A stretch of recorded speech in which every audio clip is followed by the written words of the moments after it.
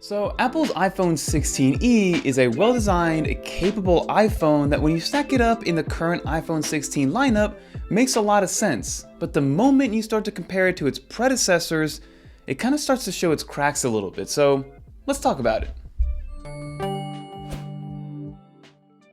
So I spent about 10 days with the iPhone 16e being my main iPhone. I put my main eSIM in there and I kind of just used it as I would day to day to see exactly what I was missing out on compared to something like the 16 Pro Max, even though that isn't what this is being compared to by most people. And the first thing that I want to mention to everybody is that the iPhone 16e is not a new version of the iPhone SE3.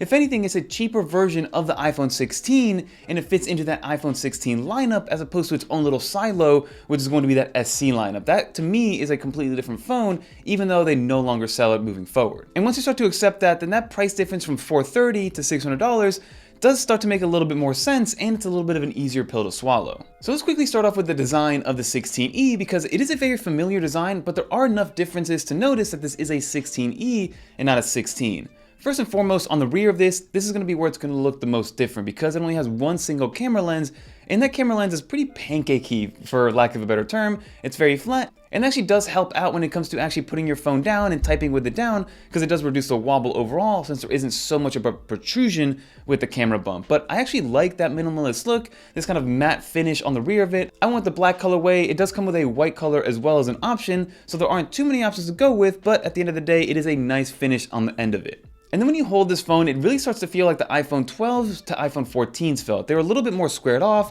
as opposed to a little bit more rounded off with the iPhone 15 and 16 lineup. So again, on the surface, it's going to look very similar, but if you are coming from an iPhone 15, it's going to feel a little bit different in the hand with some more 90-degree angles versus rounded off edges. And then in terms of buttons and ports, you do get that nice USB-C port, albeit it's going to be a USB 2.0 speeds, which I do start to tell the difference when I am so used to using the USB 3.0 speeds on the 16 Pro Max. But again, that's not where most people are coming from, so a USB-C port is just a net positive overall for anybody getting themselves into this phone. And then what's nice about this is that, of course, on the left-hand side, you have your volume rocker, but you also get the action button, which does give you things like Apple Intelligence and shortcuts to be able to map towards this action button. And then on the right-hand side, you just have your lock button and no camera control button. So again, from a purely design standpoint, I actually really enjoy this iPhone 16e. It looks nice, it feels nice in the hand, it's lightweight, the 6.1-inch display is perfect for this type of phone in this price range. So overall, thumbs up from a design standpoint on my end. So as I mentioned, this is still going to be very familiar, especially compared to those iPhone 12 to iPhone 14 lineup of phones. The bezels are going to be a little bit thicker on the display compared to the newer lineup of iPhones, so definitely take that into consideration. Again, nothing to write home about, we're talking about millimeters here, but if you see them side by side, you can definitely tell the difference. And we are dealing with an OLED display, which is nice, so you do have those rich blacks, but this is still 60 Hz. And as somebody who uses something like an M4 iPad Pro on a day-to-day basis, their 16 Pro Max on a day-to-day basis, you start to feel it a little bit in terms of, it's not really a lag per se, but you do notice that it is a little bit slower when it comes to the animations and moving between screen to screen. But again, most people are coming from an iPhone SE3 or an iPhone that does not have ProMotion. And then internally, you're dealing with the A18 chip, which is going to be more than powerful enough to run pretty much everything that you throw at it, from gaming, from small tasks like note-taking, iMessage, videos, content consumption, being able to record in 4K 60, being able to play those easy games, but then some other AAA games. It'll be able to handle pretty much everything that you throw at it. Again, it does have one less GPU core compared to the A18 chip that's in the iPhone 16 and the 16 Plus, but at the end of the day, you're not going to really tell the difference. Maybe if you compare it side by side with rendering and exporting something from a LumaFusion or a CapCut, it might be a little bit slower compared to the 16 models, but overall, it's going to be able to handle everything that you throw at it because it is a modern iPhone chip, and you'll be future-proof for years to come. And this is Apple's first product that does have their built-in C1 chip, which is their in-house modem. And for all intents and purposes, I think the goal here was to make sure that it doesn't kind of degrade the experience at all compared to Qualcomm's chips. If anything, it's going to make the battery life that much better. And for me, I get like a day and a half of usage out of this phone with no problems whatsoever, which is very impressive. And I have not seen battery life like this since the iPhone 13 Pro Max. So the battery life is definitely going to be the best feature of this phone. If you want a phone that's going to last you the longest for the longest amount of time, this phone with medium to high usage lasted me a day and a half.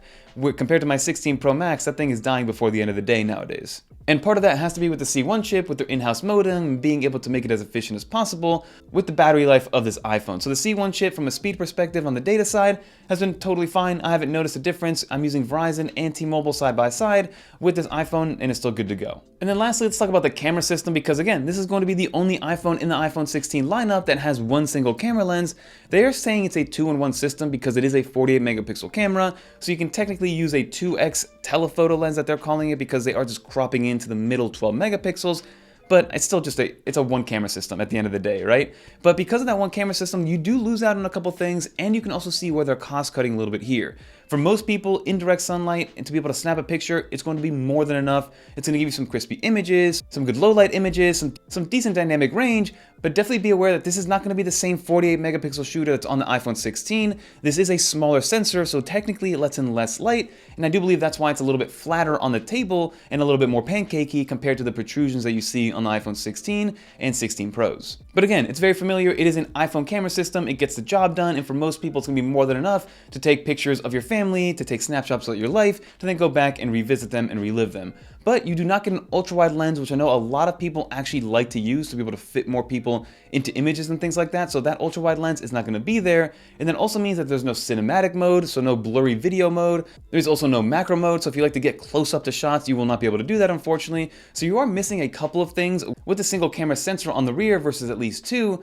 But at the end of the day, for most people, if they are coming from an SE3, it won't matter to them. If anything, it'll be an upgrade. But I actually do think that a lot of people use that ultra-wide lens, even though maybe most techies don't, because it's a worse camera than the main camera sensor and things like that. A lot of people like to be able to get as many people in the image as possible. So I keep saying that in a silo, if you're just looking at the iPhone 16e, it checks off a lot of boxes, and for $600, I think it's a fair price to get into the Apple ecosystem, get things like Apple Intelligence, even though again, there isn't much to Apple Intelligence as of right now, but it gives you all the mainstays and about 90% of the experience of any other iPhone in the iPhone 16 lineup. And even when you look at the iPhone 16 lineup as a whole, I think it fits perfectly at that $600 price point if there weren't any older models or anything else to consider underneath the iPhone 16. But again, that is where it starts to get a little iffy and a little bit weird because of the omissions that they made compared to older iPhones. So I did say in the beginning not to look at this phone as the new version of the iPhone SE3, but look at it as a budget version of an iPhone 16, and it's hard to view it that way because of some of the omissions that they made in this one. For instance,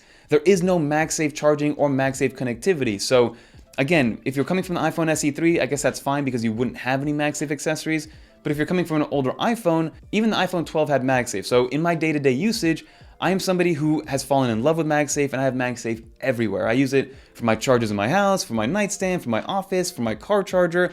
I use it to mount my iPhones on things when it comes to camera equipment. I use it to mount other things onto my iPhone, like lights and MagSafe batteries. So MagSafe has kind of taken over how I use accessories with my iPhone. So the fact that there is no built-in MagSafe to this iPhone, I think is a huge miss, and I can imagine it being that much more expensive to add a couple of magnets in there. So you do lose out on MagSafe. You get wireless charging, which is nice, but it's only going to be 7.5 watts of charging. So if you want to get MagSafe, you will need to get a case, and I'll leave one link down below. The one that I've been using is by Spigen, because again, I personally need MagSafe. Another thing that's missing from this iPhone is the proximity sensor, meaning if you have AirTags that you use with this iPhone, you will not be able to use that wayfinding UI to be able to find those AirTags, which again is a huge miss in my opinion. I don't know why they would exclude that from an iPhone in 2025. So that's not going to be there. You also don't get Wi-Fi 7. You're still stuck on Wi-Fi 6E. You're on Bluetooth 5.3, which again, for most people, this isn't going to matter. But these are just some things and some omissions they made for cost-cutting measures to get this phone under $600. But then if you go and look at the secondary market, and this is kind of where the situation can be hit or miss, right? Because yeah, some people are saying you can get an iPhone 15 Pro for about the same price as something like an iPhone 16e. And if you do find it and you find a trusted seller, then that's amazing. And that's going to be kind of the big cloud over the iPhone 16e, because you can find alternatives at a cheaper price point, albeit not from Apple directly. But if you do find a trusted one, if you do find one that works well, then obviously the 15 Pro is going to be light years better than something like an iPhone 16e, because you get the faster USB-C, you get a triple camera array, you get 120 Hz ProMotion display, you get the action button, you still get Apple Intelligence, which is great, so you don't have to worry about not having visual intelligence or camera control on that thing. So you get a lot more iPhone on the 15 Pro if you can get it for the same, or maybe even a $50 increase overall. So in my opinion, if you can find, let's say, a 15 Pro under $650, maybe even under $700, then go that route versus getting a 16E. But here in the US especially, there is a lot of friction when it comes to buying used phones, and I do see this creating enough friction for people not wanting to go the used route or the renewed route and just going out and getting the cheapest iPhone from the Verizon, AT&T, or T-Mobile store, and that's what this phone is going to be. This is going to be that free phone that you get from your carrier. This is going to be for that person who just doesn't really care about the latest iPhone and they're on year 6 with their iPhone 6s Plus or 7 Plus or whatever the case is, and they just want the latest phone because their phone is finally not being able to hold a charge for longer than a couple hours. So that's who this phone is for. I do think this phone is going to sell well over time.